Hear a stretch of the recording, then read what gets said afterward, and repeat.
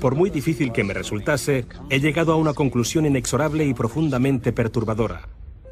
Creo que una élite de personas, junto con las compañías que dirigen, han conseguido controlar no solo nuestra energía, el suministro de alimentos, la educación y la sanidad, sino cada una de las facetas de nuestra vida. Y lo hacen controlando el mundo de las finanzas, pero no crean más valor, sino que en realidad controlan la fuente del dinero.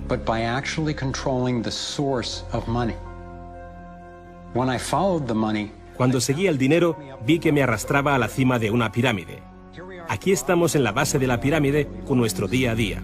Por encima de nosotros está el gobierno, personas a las que se les ha otorgado un monopolio de poder y lo usan para imponernos impuestos y controlarnos, estemos de acuerdo o no. Pero ¿quiénes los controlan a ellos? En el siguiente nivel nos encontramos a las compañías. Muchas personas opinan que hoy en día son ellas las que gobiernan el mundo, y no los estados nacionales, y lo denominan corporatocracia.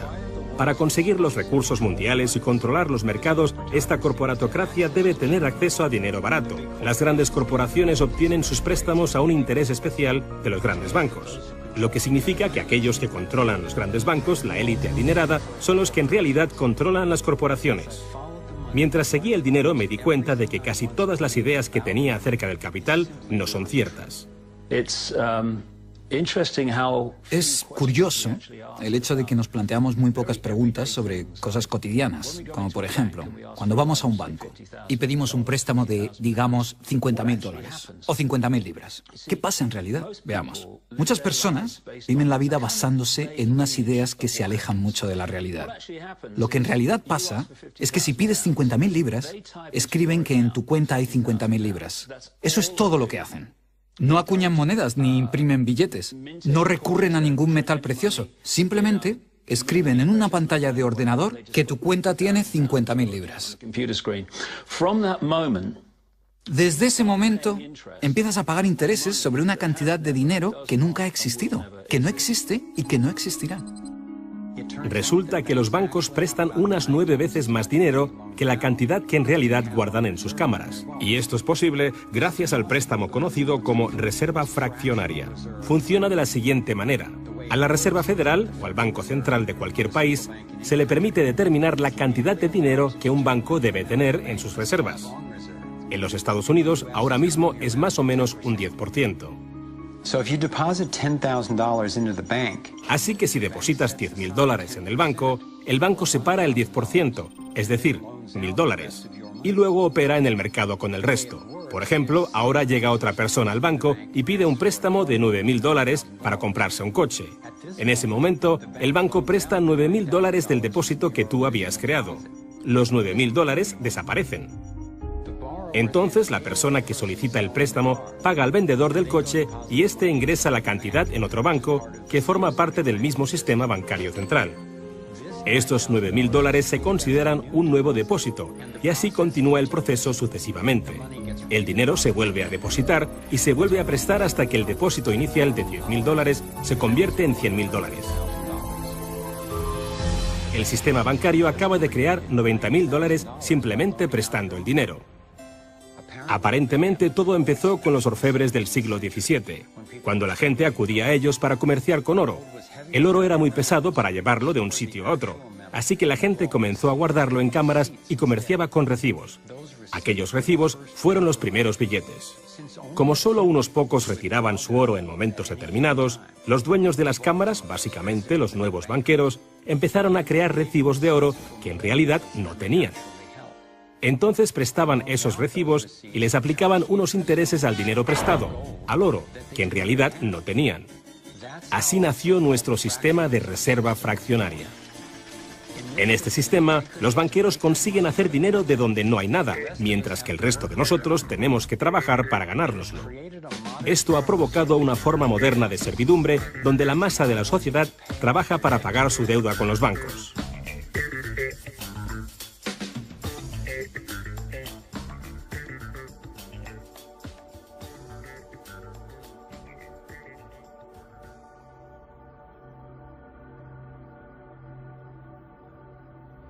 Bajo este esquema de reserva fraccionaria, inevitablemente nos hemos convertido en esclavos de la deuda de una élite financiera que nos gobierna.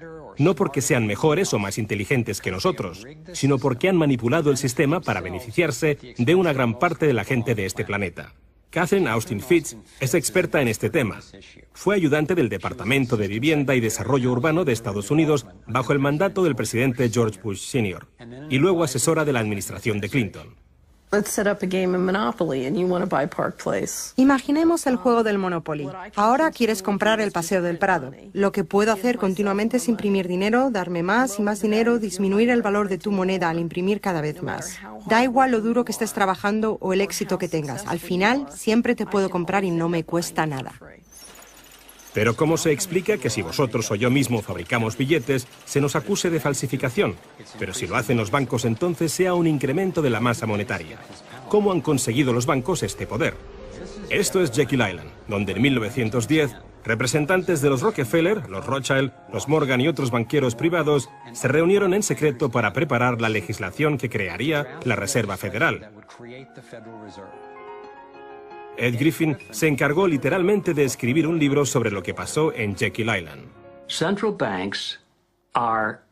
Los bancos centrales son como carteles bancarios, quienes se han asociado con los respectivos gobiernos de los países donde operan y se les ha otorgado un poder monopolístico sobre la creación del suministro monetario del país. Eso fue lo que los políticos les ofrecieron como regalo, se podría decir, a cambio de la asociación. Y a cambio, ¿qué ofrecen los banqueros a los políticos? Les prometen crear dinero de la nada, ahora que tienen esa potestad para hacerlo cada vez que el gobierno lo necesite.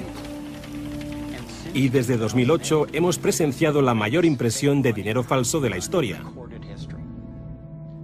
La prestidigitación financiera disfraza los costes, esconde a quien debemos culpar y nos deja como esclavos de la deuda trabajando para pagar las facturas. Me ha chocado el hecho de que en el mismo año en que se creó la Reserva Federal, en 1913, se creara también el Servicio de Impuestos Internos, y desde entonces se estableció el impuesto sobre la renta. Así que todos nosotros tenemos que pagar la deuda de los políticos con intereses a los banqueros. El problema es que tenemos un sistema bancario privado y centralizado en los Estados Unidos, disfrazado de sistema público. Si buscas en la guía telefónica de aquí de Washington, en el área de DC, si buscas por la Reserva Federal, en las páginas azules gubernamentales, ahí no aparece nada, sino que aparecen las páginas blancas, justo al lado de Federal Express.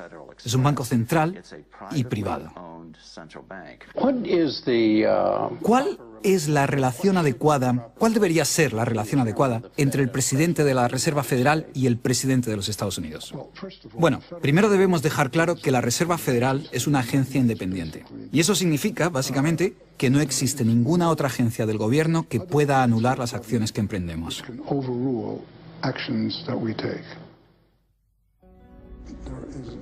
Que no existe ninguna otra agencia del gobierno que pueda anular las acciones que emprendemos. Tenemos un banco privado que imprime dinero en beneficio del Tesoro. La Reserva Federal imprime dinero en un sistema basado en la deuda, que crea escasez, pero coloca a un grupo de privilegiados en una posición en la que tienen acceso a todos los datos sobre la economía, mientras que nosotros continuamos en la ignorancia. Así que tenemos a un pequeño grupo de banqueros que entienden los datos de cómo funciona el dinero en la economía y se les proporciona la habilidad de imprimir dinero de manera que se sigue protegiendo a los privilegiados mientras que el resto nos hundimos. Catherine hizo la prueba de comparar una economía sana con un toroide vibrante, equilibrado, que fluye libremente y que se autoenergiza, en contraposición con lo que está pasando actualmente en nuestra economía. Tenemos un sistema muy dinámico que intenta optimizarse, pero en el centro se entrelaza con una solitaria. La solitaria actúa en el cuerpo inyectando una sustancia química que hace que te apetezcan las sustancias que le resultan beneficiosas a ella y que para ti son perjudiciales. Tienes un parásito que te manipula y que se alimenta a costa del organismo. Vivimos en un sistema económico que imita a la solitaria, donde la élite financiera sería la tenia y se está alimentando de nosotros, y no les gusta que se descubran sus artimañas. Después de que Catherine comenzase a destapar la corrupción del gobierno en los más altos niveles, el FBI llevó a cabo una redada en su compañía y le requisó sus pertenencias. Tuvo que ir de juicio en juicio durante 10 años hasta que la declararon inocente. Así que tenemos a la Reserva Federal, una corporación privada con el monopolio de crear dinero, pero sin tener que rendir cuentas y que además está apoyada por el gobierno con el monopolio de la fuerza. Han engañado al país haciéndole creer que la Reserva es una institución que ayuda a estabilizar la economía y que no depende de la política. Pero de hecho, en ya casi un siglo de existencia, la Reserva Federal ha hecho justo lo contrario. Desde que se puso en marcha, nos han robado a través de la inflación y el poder adquisitivo del dólar ha disminuido más de un 97%. Y la diferencia entre ricos y pobres deja claro que el dinero va a parar a manos de unos pocos. Solo 16 años después de que la Reserva Federal accediera al poder, los Estados Unidos sufrieron la Gran Depresión. En mi investigación he descubierto que antes de que se produjese el crack del 29, la élite de banqueros sacó su dinero del mercado. Después del crack, usaron ese dinero para comprar todas las acciones baratas y los bancos en quiebra más pequeños por poco dinero. Entre los banqueros que consolidaron su fortuna de esta manera, encontramos a los Rothschild, los Rockefeller y los Morgan. Un caso similar sucedió con el colapso financiero de 2008, en el que de nuevo se volvían a beneficiar los mismos banqueros. En los años previos al colapso, los mayores bancos, incluyendo Bank of America, Citigroup y Chase, todos ellos controlados por los Rothschild, los Rockefeller y los Morgan, se forraban y comerciaban con préstamos basura cuyo dinero sabían que no iban a poder recuperar. Es como colocar unas naranjas podridas en una caja y venderlas como si fuesen de la mejor calidad. Los que habían embalado ese producto sabían que tarde o temprano alguien abriría la caja y vería que no contenía nada de valor, ya que al fin y al cabo ellos habían empaquetado dichas cajas. Cuando las naranjas podridas, lo que conocemos como créditos basura, los derivados y las coberturas por incumplimiento crediticio se descubrieron finalmente, acabó por afectar a todo el mundo. La gente empezó a perder sus casas, trabajos, negocios y fondos de jubilación. Mientras tanto, los grandes bancos, que fueron los que en realidad crearon el problema, fueron los únicos a los que rescataron. ¿Y eso por qué? ¿Por qué iba la Reserva Federal a dar a los bancos billones de dólares aunque la mayoría de los estadounidenses estuviera en contra de que los rescatasen? ¿Y por qué no ayudaron a los más necesitados en vez de ayudar a los que perpetraron el colapso financiero? Mi investigación me llevó a la conclusión de que las mismas personas que crearon la Reserva Federal, los Rothschild, los Rockefeller y los Morgan, todavía la controlaban y utilizaban esta estructura para salvarse a nuestra costa. Muchos de los bancos creados siguen siendo el lobby más poderoso del Capitolio de los Estados Unidos, y ellos sinceramente son los dueños del lugar. Estoy convencido de que el reciente colapso financiero de 2008 fue el resultado de un esquema de inflar y tirar orquestado, diseñado y ejecutado por los grandes banqueros para consolidar sus fortunas y su poder. David Icke nos explica cómo ve los denominados ciclos comerciales de la Reserva Federal. Fase 1 es como lanzar el sedal. Fase 1, colocas un montón de dinero, unidades de intercambio en circulación. Para ello, bajas los intereses y concedes muchos préstamos. Esta es la parte del ciclo que denominamos boom. Como hay muchas unidades de intercambio en circulación, hay un montón de dinero que cambia de manos, que genera una gran actividad económica. Eso genera empleo y como se gasta más y más dinero, aumenta la demanda. Así que las compañías solicitan más créditos de dinero recién salido del horno para aumentar su producción. La gente coge confianza a su rutina. Pues resulta que trabajo para tal compañía y tienen muchos pedidos. Funciona de maravilla, tengo trabajo asegurado. ¿Y sabes qué? Estoy pensando en comprar una casa más grande. Luego empiezan a cambiar. Lo que hacen es tirar del sedal. Suben los tipos de interés. Ahora, cada vez hay menos personas que consiguen los créditos porque las condiciones de concesión se han endurecido. Y también, al aumentar los tipos de interés, una gran parte del salario de las personas se destina a pagar esa subida de los intereses y no al consumo.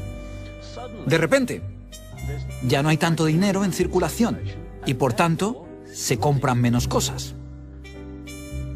Los beneficios de las compañías empiezan a disminuir, empiezan a reducir los puestos de trabajo y algunas comienzan a cerrar. La gente pierde sus trabajos. Ya no pueden pagar las hipotecas de esas grandes casas que se habían comprado cuando todo iba bien. Ahora los bancos empiezan a recoger el sedal, porque mientras la gente se declara en bancarrota, tanto las compañías como las personas, los bancos se quedan con las fortunas que sí que son de verdad. Con las propiedades, las tierras, los recursos que habían puesto como aval para que simplemente les prestasen unas cifras que solo aparecían en la pantalla del ordenador. Y llevamos siglos con este ciclo económico de tirar el sedal y recoger, de inyectar una gran cantidad de dinero en circulación, de hacerlos picar. Y lo que se ha hecho en realidad es robar. Y se ha propiciado que se acumule la verdadera riqueza del mundo en manos de unos pocos.